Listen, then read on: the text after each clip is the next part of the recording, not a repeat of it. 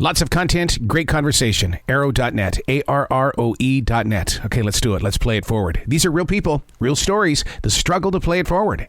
Episode number 512 is with Sheriff Reginald B. Scandrett from 60 Days In. I'm doing wonderful. Thank you for asking. Well, thank you for doing what you're doing, because not only are you finding and getting research, valuable research on your own about what's happening in the jail system, but you're showing the rest of the world how serious your position in life is, and how you just keep growing and protecting people as well as knowing what they're doing.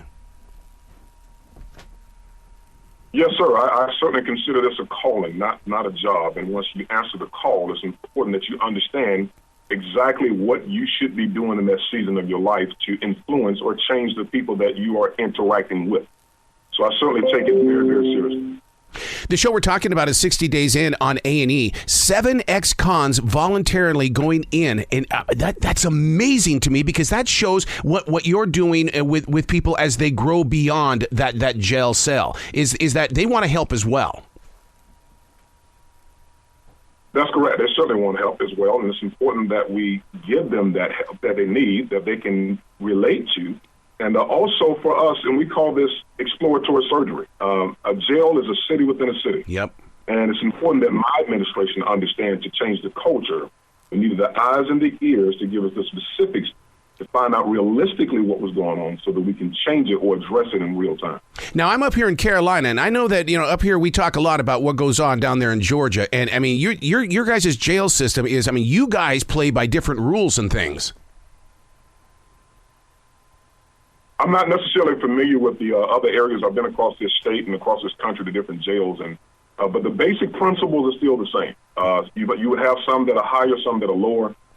With respect to where we are here, it's important to note that this is all about changing a culture and making sure that we raise level of consciousness with respect to where law enforcement should be in the 21st century. And we're doing a consistent chopping the wood work here to make sure that we have the personnel that understands that, to make sure that we raise levels of consciousness, not only internally, but with respect to the community, so that we can develop relationships along the way. And we know, no relationships, no trust. Oh, my God, you just hit it right on the head. I love it when you say that when they get back out into the community, because the community, I know that here in Charlotte, they're starting to embrace it in the way of saying, look, you come out, I got a job for you, and we're going to grow with your life. And it has to start somewhere, Sheriff, and it's starting with you. Yes, sir, it does. And I think my life experiences and my professional experiences allows me to be humble and to meet people where they are and to ensure that at least when we walk away from our experiences together, that we're both better because of it, and that we can grow to help reach out to someone else and help them to do the same. The show we're talking about is 60 Days In on A&E. For listeners, wouldn't you say that what you're doing, it's almost like the secret shopper at a grocery store or at a business? You're going in there and you're learning things so that people can have better improvement in their lives. That's correct. Holistically, there is so many areas that we need to attack here with respect to the cleanliness of the jail, the mental output of the inmates that come here, and whether or not they're able to deal with where they are from a clinical perspective, and whether or not our officers are able to deal with the challenges that they look at day to day or experience day to day and be able to clinically unpack that. And so it is challenging across the board, and it's important that we address that professionally and systematic and methodically along the way, quite frankly. We talked about the 7 ex-cons voluntarily going in. Do average everyday people reach out to you, Sheriff, and say, hey, look, I want to be a part of this as well? But the thing is, I know personally, I probably couldn't last 6 days. No, it was a partnership between myself, A&E, and Lucky 8. We had an opportunity to screen some people who we thought had the pedigree at this point in their life to help us in our task-specific mission. And once we did that, we got a group of people, the 7 that you would see and experience during this time frame on 60 Days In, that I believe got us some valuable information so that we can grow and be better because of it. So now, what can the community do for you? Since you're doing so much for us to make sure that things are safer and all that, what can we do for you, Sheriff?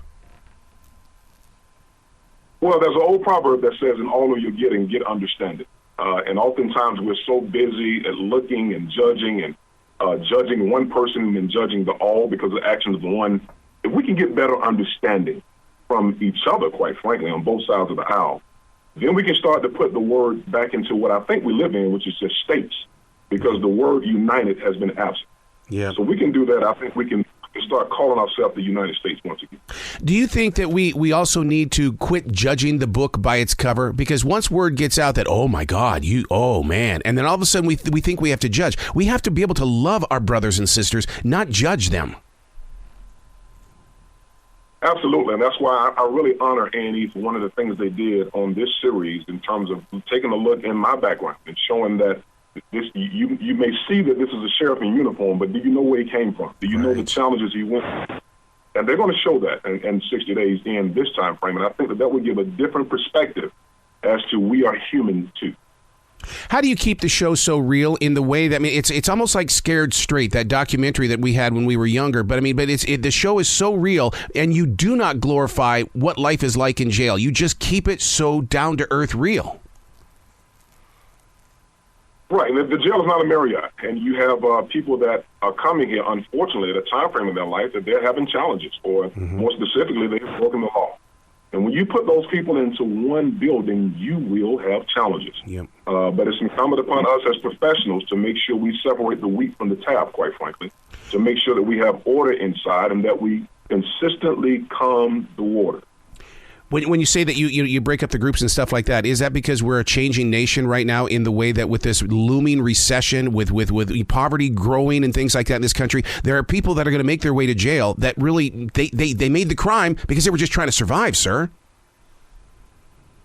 That's true. That may be one of many reasons that people choose to break the law, but yet for the grace of God, there go I. Yeah. And so I know that there are a lot of challenging things that people go through and probably would say that they would never do some of these type of things, but then they wind up in these type of situations, and then here we are. Yeah. Thus, one of the many reasons that we have this type of job in law enforcement, to be here as a beacon of light during these time frames that are challenging in their life. Well, this community needs you, and I can't thank you enough, Sheriff, for doing what you do.